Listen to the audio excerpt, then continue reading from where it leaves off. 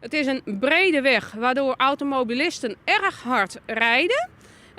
De zone is 30, maar er wordt vaak 60 tot 80 gereden. Maas en jongens is het druk met verkeer in het Westeinde. Met fjouwerskwallen in de buurt en een soort werk- en sloepverkeer ondervinden gewoon bij de Douwe Kalmalenen als een racebaan. Er reed een jongetje langs, maar een auto reed ook nog door. Toen kwam hij bijna tegen een jongetje aan. Met het delen van folders beziek je wiekbewenners automobilisten te bewegen haar gedrag aan te passen. Bent u zich ook bewust dat dit een 30 kilometer weg is? Nee, niet per se. Nee, wat Nee. dacht u wat hier de snelheid was? Ik heb geen idee. Waarschijnlijk 30 hoor ik denk Oké. ik. Tegelijk willen de actievierders een signaal aan aan de gemeente Ljouwert. Verzieken om politie en gemeente om meer veiligheidsmaatregels te nemen, gaan nog geen gehoor krijgen.